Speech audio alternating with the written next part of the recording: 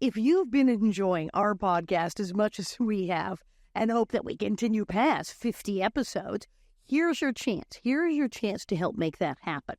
By becoming a Patreon subscriber, not only will you help the Little House on the Prairie 50th Anniversary podcast to live on, but you'll also get exclusive content just for you. Here's what's in store for you. Join monthly Q&A sessions where you can ask us about anything. Whether it's about our work, personal interests, or advice on your own projects, we're here to connect and share. Enjoy unique content created specifically for Patreon subscribers, including bonus segments from our shows. You'll have a say in what we create, and you'll have a voice in future content. Benefit from exclusive discounts on merchandise and entries into special giveaways. It's our way of saying thank you for your support. Receive personalized shout-outs in videos, podcasts, or social media posts. Because your support on Patreon allows us to dedicate more resources to creating the content that you love. You could join the Little House 50th Anniversary podcast community on Patreon and become a Prairie patron for just $5 a month. We thank you so much for your continued support, and we cannot wait to share our ongoing journey with you on Patreon. We are extremely grateful for the support of VisitSimiValley.com and the city of Simi Valley's belief in Little House on the Prairie and their support of the Little House 50th Anniversary podcast. Discover the charm of Simi Valley, California, the home of the prairie. Visit Simi Valley, where adventure meets history and the spirit of the prairie comes alive. Explore the Ronald Reagan Presidential Library, step aboard Air Force One, enjoy stunning hikes and savor delicious local cuisine. Whether you're here for a weekend getaway or a family vacation, Simi Valley offers something for everyone and is only 30 minutes from Los Angeles. Plan your visit today and experience the best of Simi Valley. Go to visitsimivalley.com for more details. Your adventure awaits in Simi Valley.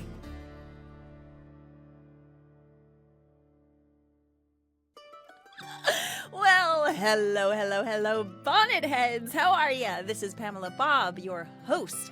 I am the creator of Living on a Prairie, and I am here with our wonderful prairie bitch. That's right, Alison Arngrim. Hello, Alison. And I'm... Oh, what, are you... I'm sorry, I didn't mean to cut you off. What? You're just greeting everyone. Yes? Just hi. Okay, just hi. Hi back. And I'll move on. And now we're also here with our hashtag imaginary boyfriend, Dean. Dean, the man machine. Dean Butler, how are you, Dean? Dean. It used to be called Dean, the dancing machine at one point. Oh. Yeah, I don't know why, because that would have been a misnomer.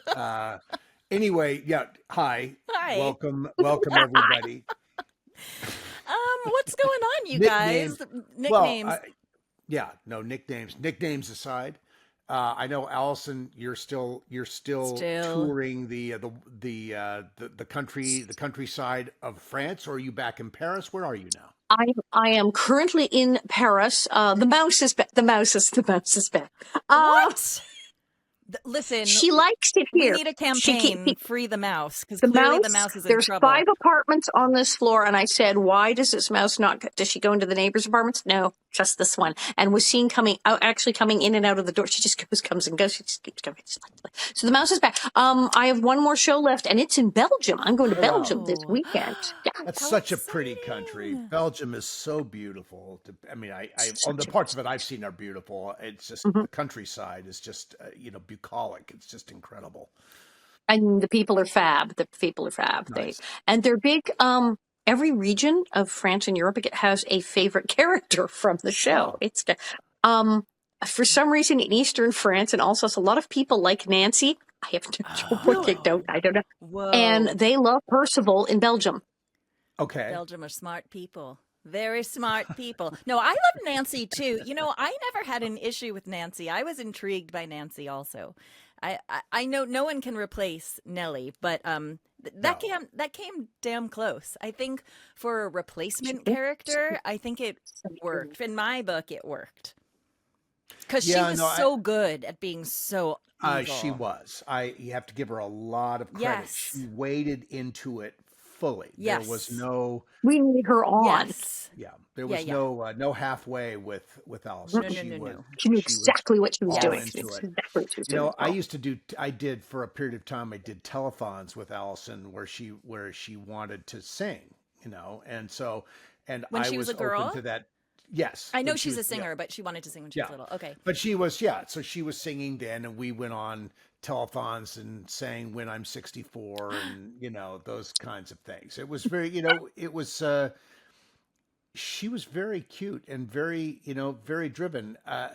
And now we've had very little contact with her, well, and I think we've certainly had contact, but we need to get her involved in some of the things that we are doing, and we should have her as a guest on this, because this would be something she could do, because she doesn't have to travel anywhere. Yeah. She could do it from wherever she is. Well, I think that's why we didn't see her for a bit. She was working like cruise ships and stuff. That's what she does. She sings on cruise ships. I need to see some of this footage from these telethons. Listeners, when I please. met her, Return of Nellie, she flat out said, I didn't want to copy you because I grew up watching it. She was all of 11, but she said, I grew up watching it. And she said, I don't want to copy you. I couldn't do the same thing. So, you were like bitchy. So I went with Psychotic. And she did it really well. She did. She did chose really to well. go with that particular. She did. She did. I mean, when and I know we've talked about this, when Katherine MacGregor is looking at her sort of like askance, wondering, what have I gotten myself into? That sort of told you everything about how well she was doing what she was doing, because Katherine was just responding. She just responded to what she got. Sure. And wow. I mean, this Alison brought everything, brought the kitchen sink, and I think Katherine really appreciated it. Oh, I'm sure she loved it. There was a lot to work with. Yes. Oh, yes. Fire. That girl had fire. And I wonder what their off-screen working relationship was, because it was good. I could imagine it was great. Good. Yeah. Fun. Yeah. Fun. So in addition to we need to get Alison Balson on. I think that would be a hoot, having the two of you together, dissecting Nellie Nancy.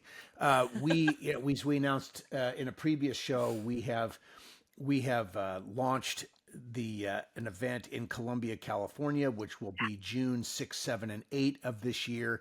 Tickets are available at littlehousegoldcountry.com, which will take you to Tixer, where you can buy tickets. And I will say, just anecdotally, tickets are selling very well. I bet. Yeah, they are. Yeah, I bet. So we're very pleased, and we are about to add another component to the event that we think that Little House fans are going to flip over. So that announcment will be coming within the next 48 hours. Okay, I don't even know what this announcement is, you guys. So no, you don't. Cliffhanger. Don't know. And Alison, do you know what it is? Do you know? I think I saw an email discussing it. Yeah, so you know what it is. So I think it's going to be. Yeah, I think it's going to be awesome. We don't want to talk about it because we don't have it cleared yet. Confirmed. But we are. Right. Everyone who needs to approve it on our side has approved it. Now we're working out the business with. It's really an insurance issue more than anything else. We just have to make sure we are fully insured to add this element, and then we can do it. Three of my favorite things. You'll get the news. Okay, I won't tell anyone, I promise. So it involves three of my favorite things. There are perks of being in this circle that I get to hear the inner news, but you know, I still don't know what it is. But okay, good. Yeah. Great. Well, today we're recapping an episode all about the Ingalls and the Oleson families. I will keep that as a cliffhanger for now, but first... Well, wonder what that could be. What could it be? But first, produced in the studios of UB and Go in Burbank, California, this, you know what it is. It's the Little House 50th Anniversary Podcast. Yeah.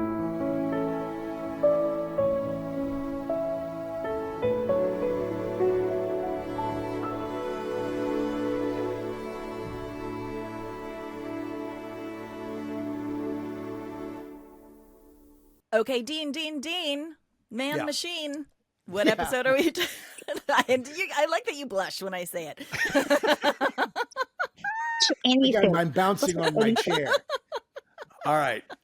What episode are we talking today about today? we are talking about episode 9 from season 2, The Campout. Yay! And I think this episode is significant for a number of reasons. And Alison knows this episode encyclopedically. So I know she's got a lot to say about it. The Campout premiered on October 8th, 1975. It was written by Jerry Day, directed by William F. Claxton, who, and you know, the more I'm watching, I'm on this journey watching episodes now. Wait, have you not Bill seen this episode before? I had seen this one okay, before, great. but I definitely watched it again. Yeah. Yesterday. So Alison, I gave you two synopses of this, but you probably have a different spin on this that you could offer.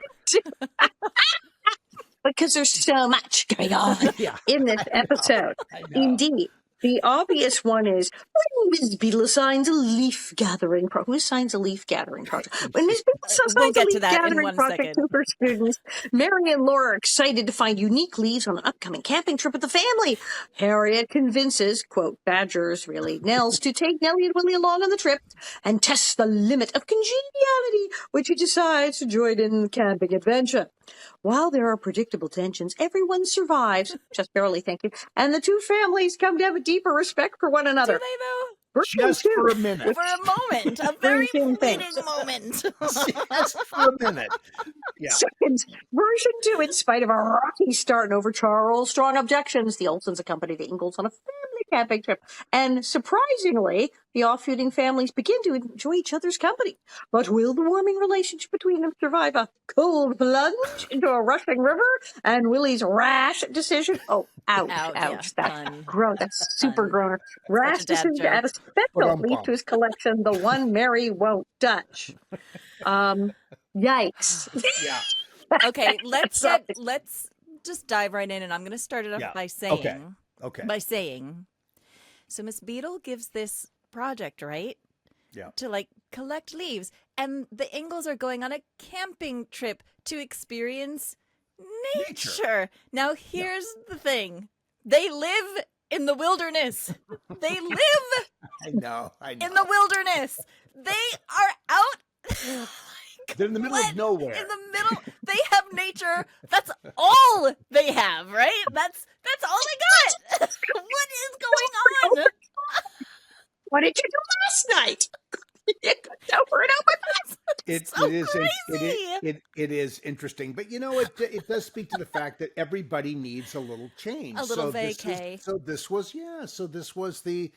This was the vacation that was crafted. It certainly opened the door to lots of hijinks, which is great. I mean, it's a wonderful idea. Yes, it was a device. Yes, it was a device. Thank you. Yes, a device. But logically, it makes no sense.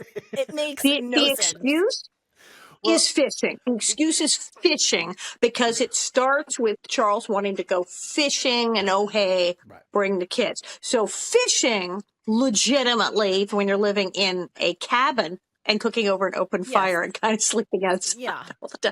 Fishing is the new thing that would be added. So you go, oh, well, that'll be fun. We'll be up in the mountains. We're on the flats. We'll go to the mountains, which is 3 states away. The mountains by the of river. Iowa or or Wisconsin, right. Where you would have gone back to the big woods to get that. Sure. So it's a little confusing there. But fishing is sort of fishing is the sort of premise. And then the idea, though, that it's exciting because it's camping. Yeah, what? Except Mrs. Olson told the script, like, why the heck does Mrs. Olson? When Mrs. Olson goes off into this dream or goes, when Papa used to take us, we would picnic and watch the boats. But she's like, oh, the regatta. When she said, she was glamping.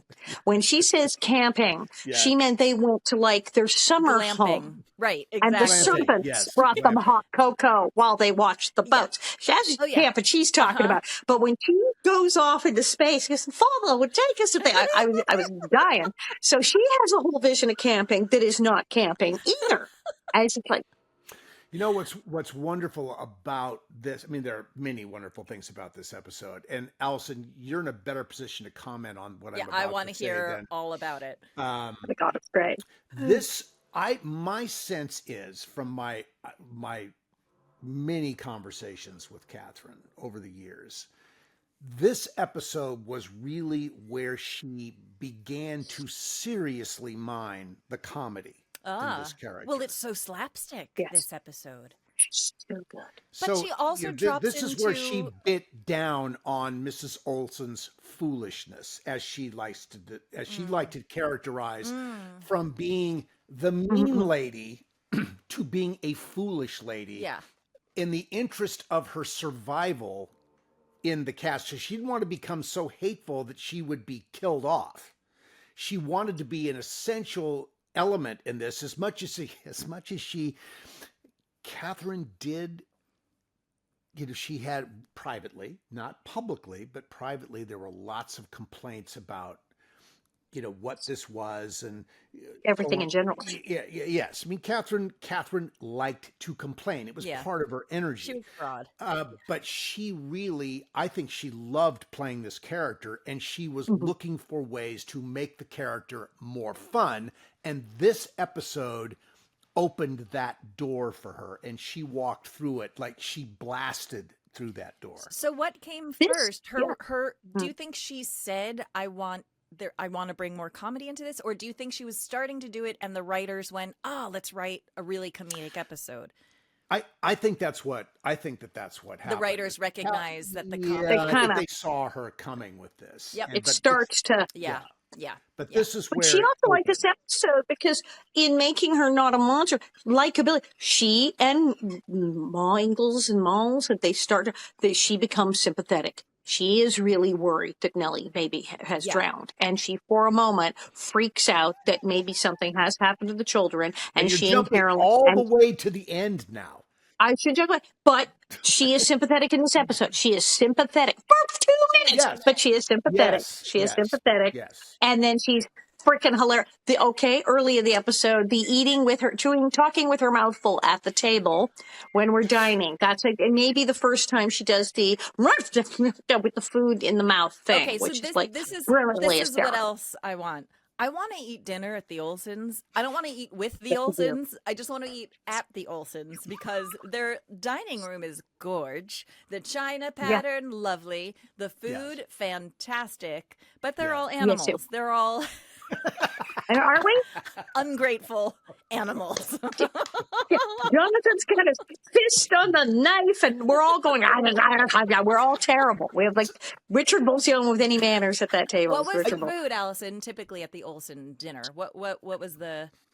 I was looking at this one and I couldn't figure out what. I think we were having chicken that night because we're having to account for chicken. We tended to have roast beef, roast lamb, roast beef. pot roast, lamb chops, leg of lamb, little lamb. Like actually made and prepared for these Like scenes, an or entire, ordered from the somewhere? prop man had a kitchen. Yes. Okay. The Olsen food. I've always had to talk about that. The prop man, our lovely prop man, had an entire kitchen in a little prop area, full kitchen, like you do a cooking show in it. And sometimes for food, they would go and order stuff in, chili. It's from Jason's. And then indeed, yes, if it was the Olsen, chili for the Olsons? They were all mad for Jason's chili. Oh no, we were getting Jason's chili. Because they were the obsessed with that chili. Dinty Moore. Dinty Moore beef stew. So you Dinty Moore because really it was easy and it looked hearty. But those biscuits on the table, those are Pillsbury. Yeah, they're I think they were calling them 1800s grand. I mean, now they're just called grands, but they were actually called 1800s grands when they came out in the 70s because they had that 1800s old biscuit look, and they were like perfect. So they got those. They would throw in a roast. They would go to the store and they'd throw in a whole thing of beef or a leg of lamb or a chicken or a thing or a ham. And we had all this ham and beef, and it was pretty heavy. And the lovely new potatoes, they were canned. I saw the can. They were the little canned new potatoes, but they'd come with a little bit of parsley, pop them in a pot, heat them up, throw a little parsley on them. So new potatoes. Yeah. And then some kind of fabulous vegetable. And there was always mint jelly or, applesauce or whatever was the condiment, the thing for sure. And I always drank my milk. And the deal was, as always on TV, you had to be careful about how much you ate. Because if you ate too much, then you got to match the shot and it just becomes a nightmare of which thing to. So you kind of just. There's a lot of pushing food around on the plate. You take little bites of things and shove things around on your plate. Yeah. But. They would refill, and when we were done, if I if I was good, and I always was, I would go to the prop man and say, may I? And they go, yes, you can. And they would bring me a full plate of whatever it was, the mashed potatoes and the roast beef or the and the Chasen's gravy. chili, which was always Or the delicious. Chasen's, Wow. the chili.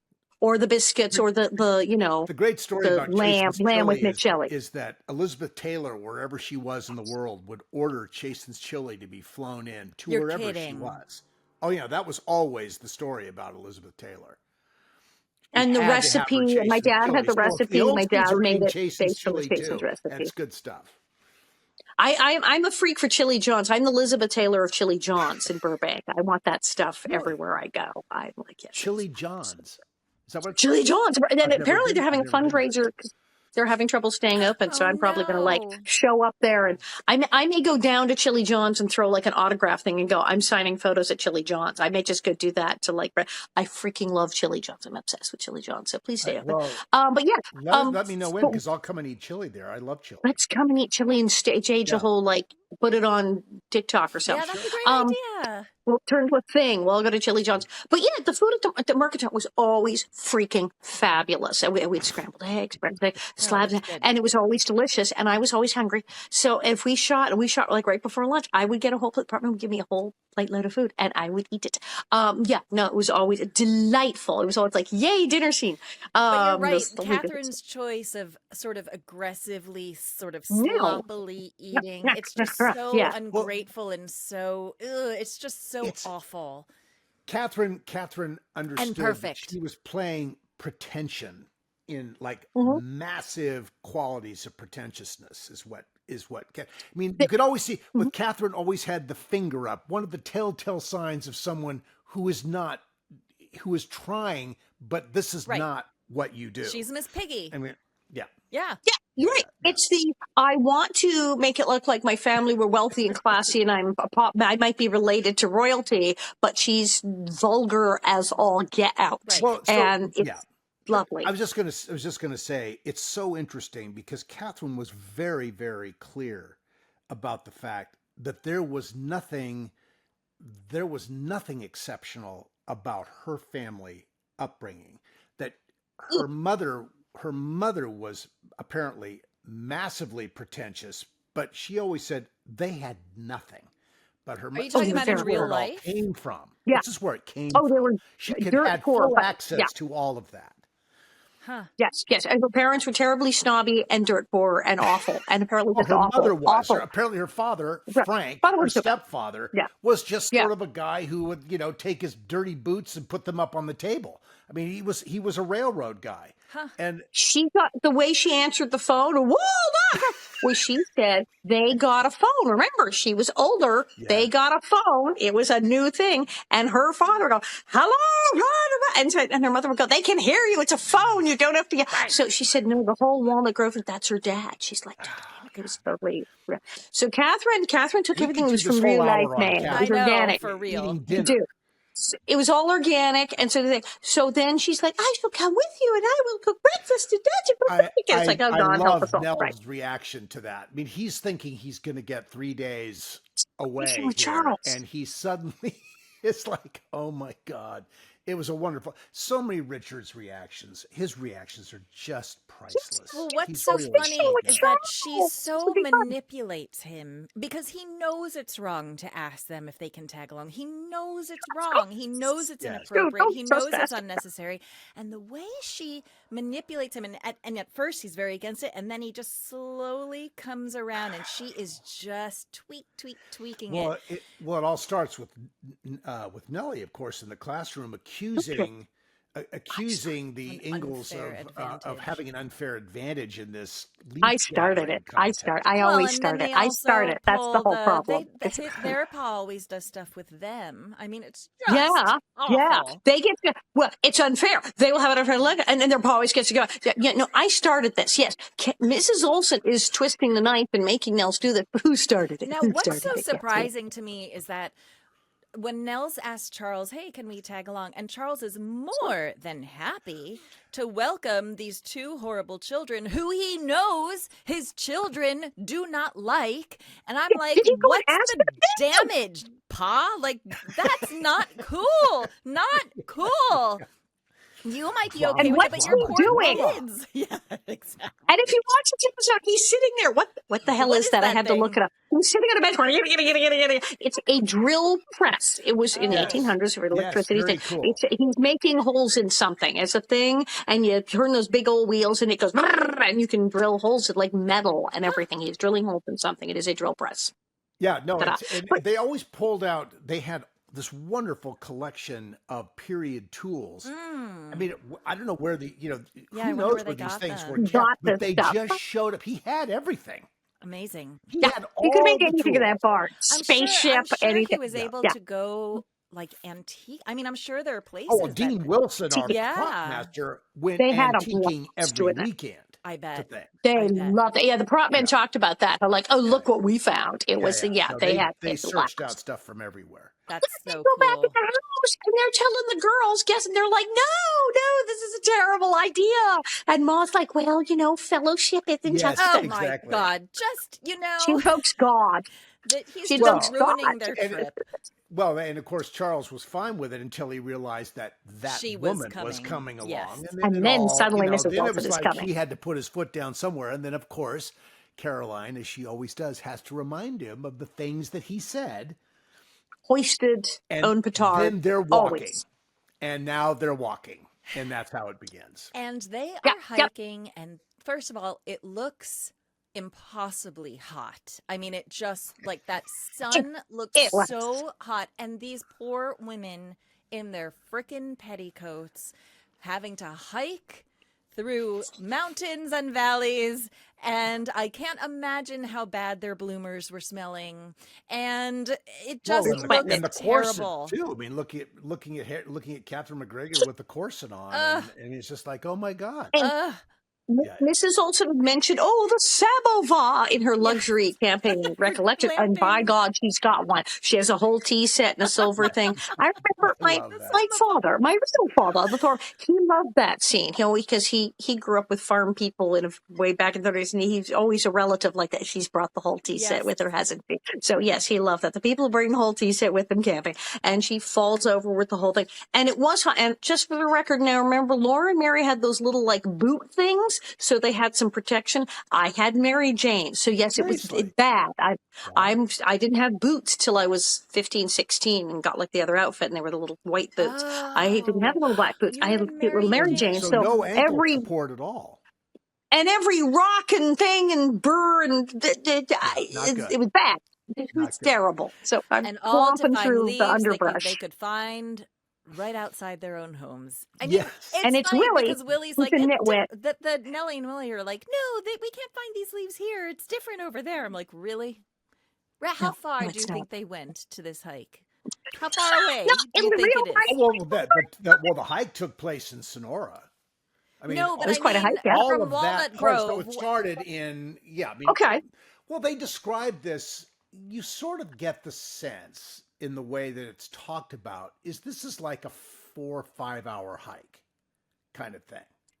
In fact, And they drove in the wagon, Right, and so then they they drove to go Well, to get no, to the they trail. were walking the whole time. There was no driving the wagon. I mean, there's didn't no take the wagon out and then hoof because it the up the. horses have the one horse has bags on him. It's a walk. That's right. They're walking. It's a walking thing. Well, okay. If you were to say now, of course, in theory, the leaves in Simi Valley, California, were filming versus the leaves up north in Tuolumne County.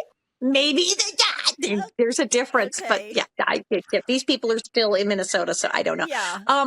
They haven't But yeah, we're crossed state schlepping through lines. the underbrush.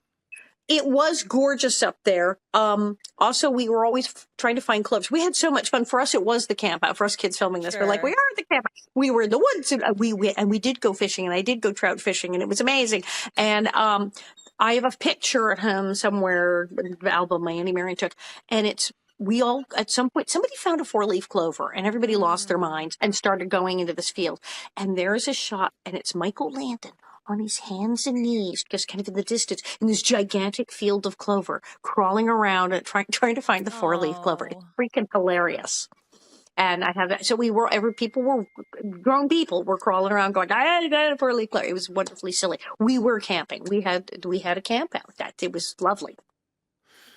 Well, so you see what we love about this is that it's Nell's constantly concerned about Harriet, and Harriet, so uncharacteristic of her. I know. Putting her best foot forward. I know, being really It's like lovely, she's actually. wanting to be the camping woman. She put up a tent. Sorta, kinda. Yeah, well, Yeah, but before that, see, no, I think here's where the comedy happened. I don't think that the fall back into the stream was in the script. At least that's the sense that I got from her, is that they saw this opportunity, she and Bill Claxton working on this moment, and she said, "I'd like to fall back into that." I would not put that past her. That yes, that is a thing she would do. Yes, she would say, "Well, do I fall with all this stuff? Yeah. Oh, let's make it used here." Anyway, I mean, it's like who? Right. Yeah. Or maybe if the tea service was going to be used, okay, suddenly that part of a scene went away. It was the fallback was too good to turn down. Huh. And I think this was the beginning, is that the writers saw in that moment that she was willing to do things that she'd already gotten slapped with the branch by Willie, that, the third time, but the falling back into the river was definitely a heightened it's a pie in the willingness face moment. To play. Yeah, for sure. And for a woman who could do chilly evil to be able to flip to complete slapstick, I mean, she could do it. Girl could do it. Yeah, she really could. And she was being really lovely too. I mean, she wasn't losing it in front of everyone entirely. She wasn't losing it. No, she had to prove that she was dignity. capable. Well, yeah. Which makes it 10 times funnier. All right. Now we do have to talk about how we got in that river. Leaves, because we've got that, but let's talk about the leaves after they arrive at the spot, because we got to get to the poison ivy thing, because this is and then we got to get in that damn river. Because Willie and Nellie are horrible and mean and terrible, and then they snatch the leaves out of their hand. I mean, they're truly the worst. They're the worst. I'd be so upset. These are the ugly if my Americans father on the them. prairie. Is what they are. Yeah, we're like, damn leaves. Just awful. And then they stumble upon a beautiful leaf, soft and fuzzy and lovely. Yes. And what they don't know is that it is, in fact, poison ivy, which Laura and it would actually be poison oak. Oh, was it poison because there's oak? There's poison ivy, poison oak. Oh my god, I can't remember the other one, but there's multiple ones. And poison ivy, sumac is the other thing. Poison sumac and poison ivy tends more East Coast thing. I know here in California we're all about poison oak. There was no poison ivy up there, but this was not poison oak, ivy. And hence the fuzzy leaf. It was like Morris. It was one of the sumacs, the oaks. I know in California it's all about the poison oak, which is just as horrible for you as but it'll do the same thing, but it would be the big fuzzy leaf as opposed to the shiny other way. Yeah. So that's what and of course Willie's an idiot, and of course he wants them. Even after Mary and Laura go, no, do not take the leaf. The leaf is bad. It is poison. They tell him not to. No, he rushed. Alison, if you'll recall, she looks at it. Knows exactly what it is and backs away, and Willie, seeing that she left this behind, rushes right into it. Mary never even has a chance to stop him. She tells him, but he doesn't care. Nope. Doesn't care. They try to stop him. And he does not care. Willie, he is fully warned. Other people are running away from the leaves, going, no, don't do it. And it was an aside to Laura after the fact, where she's going to regret it because that's poison. Right, exactly. He knows what it is. Yeah. Also, I love the panoramic cinematography of the beautiful mountains of Minnesota. Gorgeous. Yes. The mountains of the prairie? I told you they took the wagon. They went to Colorado. I don't know. So funny to me. There's a shot later in the episode where they're walking along by the river, and Laura's grabbing a leaf, and you can see over her shoulder Jonathan's mountain right behind her. Right. So they were shooting in that same area. Yes, it is very clearly Jonathan's mountain. Yes, for sure. Yeah. Okay, and then the kids keep going. They keep going, leaf searching, and Laura and Nellie end up together walking along. Let's take a break before we get to that. Okay. No, because we have river stories. Yeah, the river is all by itself, the thing. So let's take a break right here. We will talk about the river. The river's the thing. The river's the thing, everybody. We'll be right back. When you visit Simi Valley, California, you're stepping into the pages of history. Go from the pioneers to the presidents. Explore beautiful wildflowers, hike through iconic Hollywood locations, and end your day aboard the actual Air Force One at the Ronald Reagan Presidential Library and Museum. Throughout the summer, take the Little House 50th Anniversary Tour at Big Sky Movie Ranch. Less than 15 minutes from Los Angeles and 30 minutes from Universal Studios, Simi Valley has small-town charm with big-time history. Go to visitsimivalley.com for more information. We are so grateful to visitsimivalley.com for their commitment to presenting the Little House 50th Anniversary podcast. Okay, we're back. So right before the river scene happens, they have caught fish. The men have caught fish. Mrs. Oleson insists on cooking the fish to be a very astute and dutiful wife, doing her womanly, wifely duties, and also wanting to one-up Carolyn. But burns all the fish. Things are going great for Mrs. Oleson. What did you want to say? I was going to say there's a wonderful dynamic here that we hadn't seen, I don't think, and Alison, you can comment on this better, that there was a really nice collegiality between Nels and Charles in this episode. You see that there is a mutual respect and understanding, a sympathy perhaps on Charles' part. Yes. He gets it. And they have these moments together, walking along by the river, talking about fishing, and how Nels talks about how Harriet always had everything and was privileged, and there's a good laugh over that. And then the burned fish, Charles offers to share some of his fish, and Nels, not wanting to throw Harriet under the bus, but starving, is willing to take some of Charles' fish.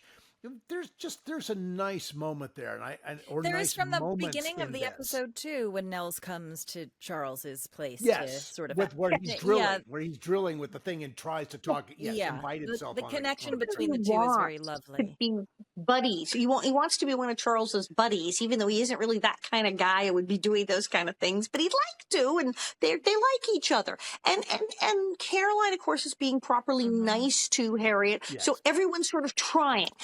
Everyone is trying. Yeah, and Caroline also bailed out Mrs. Oleson and covering for her that she made her tent all by herself, even though she failed.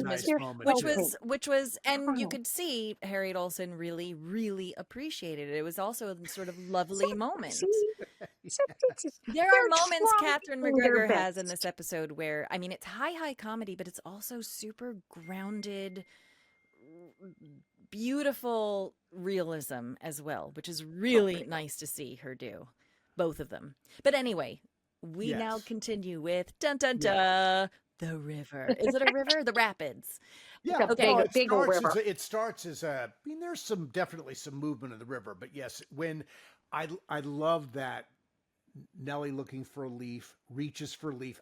Inexplicably, you got to have a device for this, and you fall into the river, and Laura's there, and you're clinging to this thing.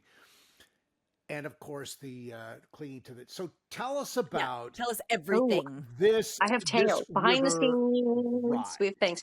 So this, first of all, is the fabulous, beautiful, and highly dangerous Stanislaus River in California. Beautiful, gorgeous. People go rafting all the time. Okay, and it's a thing where I reach out, of course, fall in, Lord tries to save me. Now, why are we on a clump of bushes and not like a log or a thing? What is happening? Why is it all the way there? Because it's insanely dangerous. There was a group of rafters. We even saw some people who were out shooting the rapids. A bunch of people in their black wetsuits and their little orange life vests and their big raft. And a second raft with their camping gear. It was all and they later hit an area where some of them went in the water, and we read about 2 of them didn't make it. They were all hurt very badly and did not survive.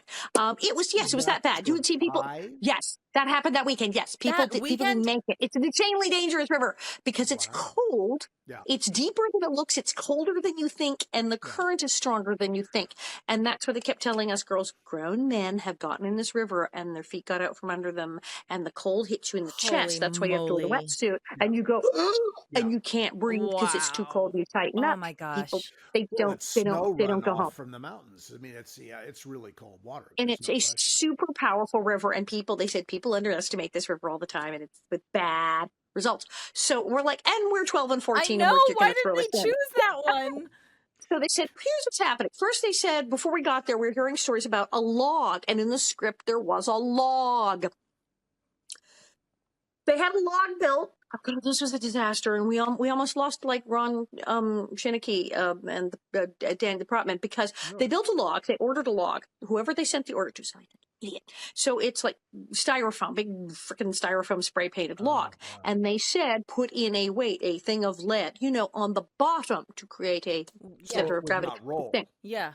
Some dumbass, let's just say, dumbass, put the core of lead in the middle, not the side, the middle of the log. So you just had a really heavy log.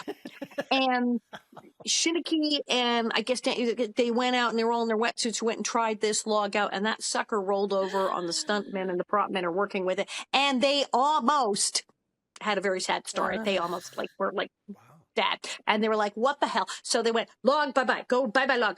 So okay.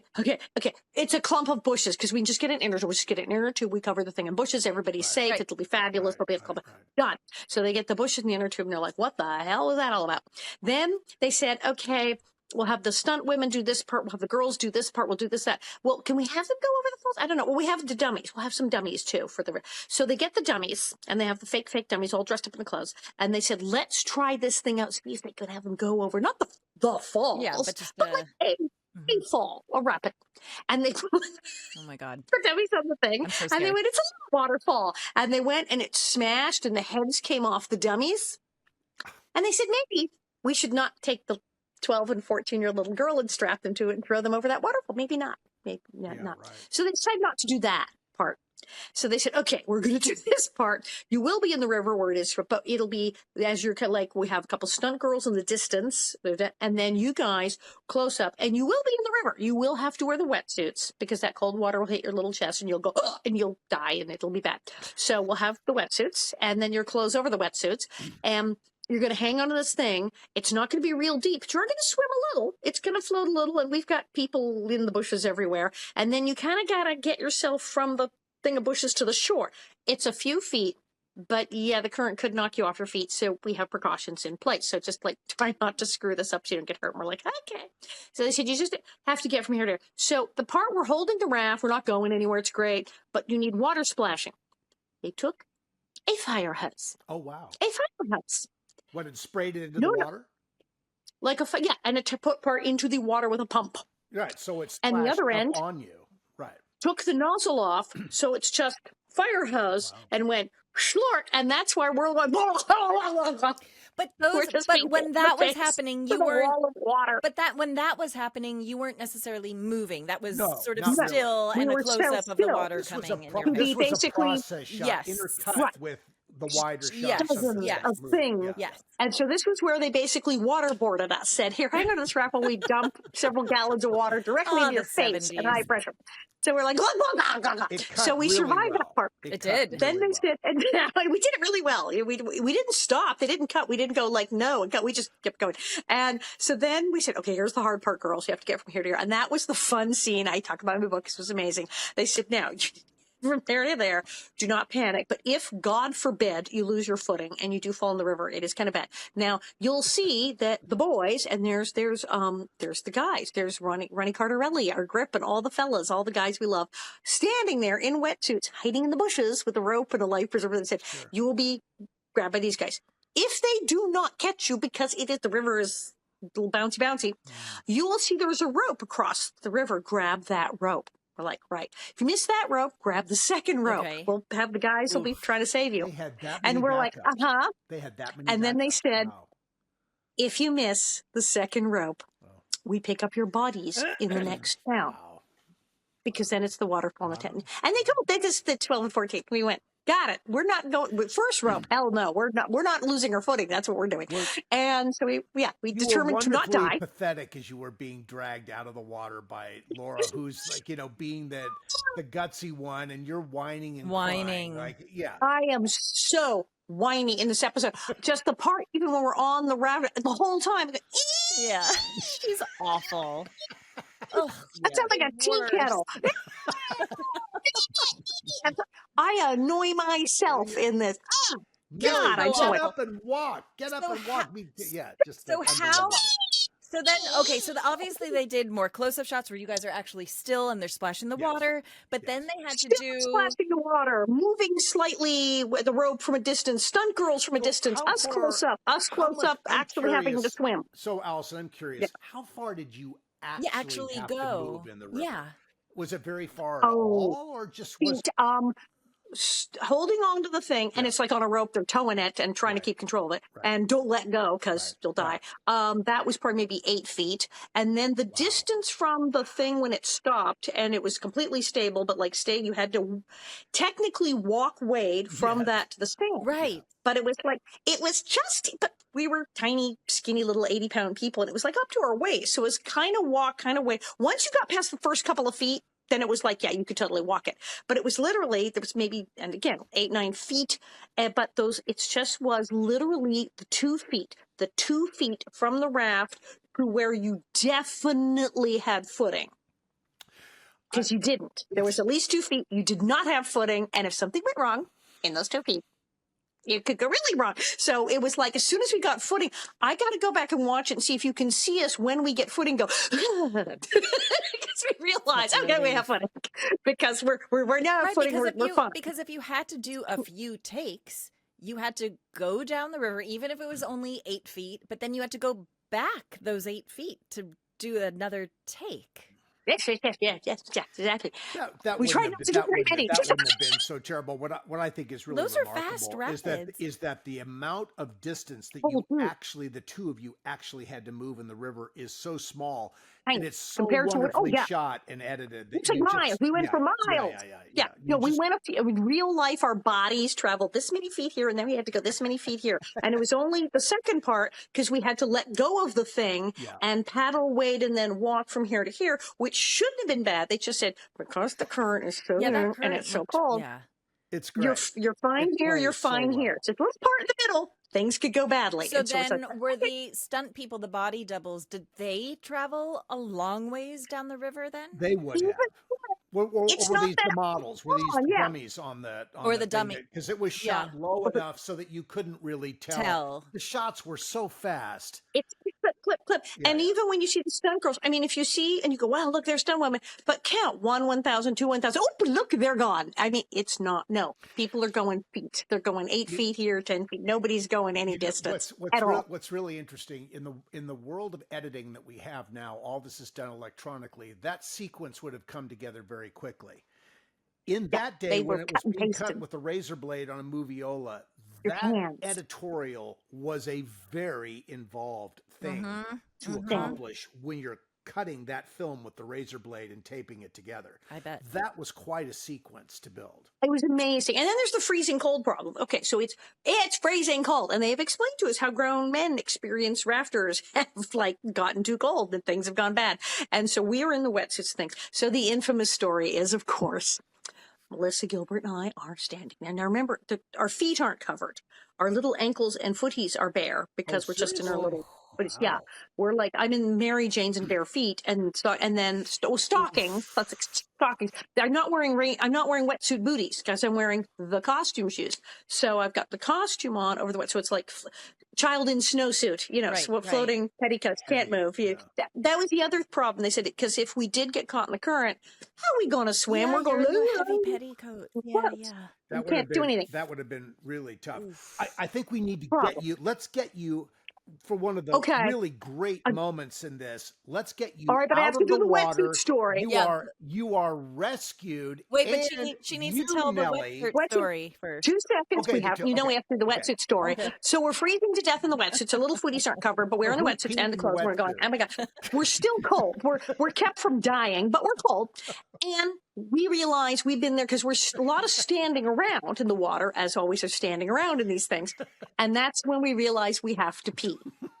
And that is, and Dean spits his coffee across from, and Melissa Gilbert goes, I have to pee. And so we very nicely, good little children, we go to the assistant director, excuse me, we have to go to the bathroom. And they go, oh, wow, we have a problem. What? Well, bathrooms, trailers are miles way the hell over there.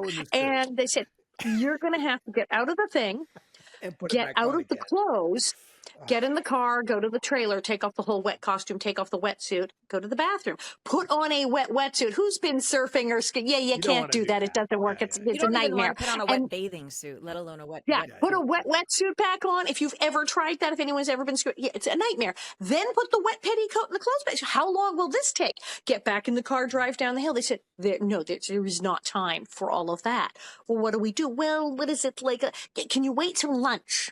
And you know what? Good, dutiful little child actors. We said, of course we can. Yes, we'll do that. Sure. And we went, what's an hour or two? So we're standing there, and we're two little girls who really have to pee in freezing cold water, and splashing of water sounds, because what? Sure. And that's when I turned, and that's when Melissa Gilbert turned to me and went, and I said, oh, please, God, tell me you did not do what I think you just did. And she goes, well, you were warm. Do it. We'll keep you warm. And what do surfers do? You pee in the wetsuit to keep warm. And we began to pee in our wetsuits to keep warm. And we did. We peed in our wetsuits, standing in the river. Nobody knew till the end of the day. No, and you can imagine Richeline, the wardrobe lady. Oh my God! So she washed out by the end. Of course it would have. Yeah. Well, that's why I was saying we were never denied bathroom privileges again, because obviously Richeline went, hey, whoa, what is happening here with the wetsuit? Sure. But we peed in our wetsuits. And I've had people who are like scuba divers go, yeah, you pee in the Of course. That's what you have to do. Common. Yeah. But yeah, so we did. We peed in our wetsuits. That's how we survived. But yeah, so we wind up on the. She saves my life. Laura saves Nellie's life. So, all right. So you that I knew that story was coming. Now, one of the great character moments in this, after you're dragged out of the river, everyone's safe, and everyone seems to be okay until you, say, Laura pushed me into the river. Horrible little girl. We have the beautiful moment where, just like you have Caroline and Mrs. Oleson and Karen, the moment of brevity for Katherine MacGregor. I mean, because.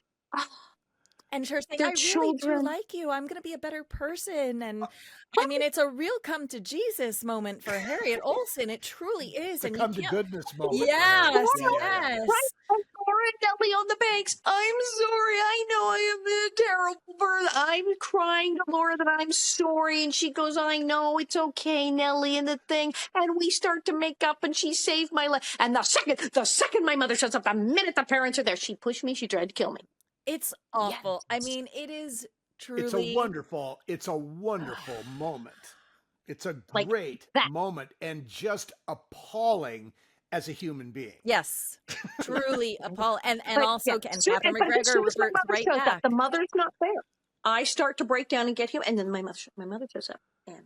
And of course, Harriet, all the goodness evaporates out the window in that moment. Down and the toilet. She becomes as miserable as she's ever been in protection of her daughter. This also happens. Really make all this happen. This also happens after Willie and Mary also have a moment of real, like a real come to Jesus moment too. Everyone's nicer than they thought. Yes. Yeah. It's almost a perfect weekend. They almost go camping, catch some fish, cook some food, go swimming, get some leaves, and everybody loves everybody. It was almost the moment the Ingalls and the Olesons were going to become friends. Wait, who screwed it up? Oh, wait, that would be me. That happened. No. And then of course, so they get back to the campsite and they rub their faces in the poison oak/ivy and deserve it. We're way past that. No, that's how it ends, right? Catherine is rubbing that. No, that's before the whole river thing. True. That's when Willie first brings it back. Yes. Because it's such a beautiful. You've jumped. We're at the end. That moment where Mrs. Oleson turns from being so apologetic, she's already rubbed is at that's it. Then it's all over. Everything is as it should be by the end.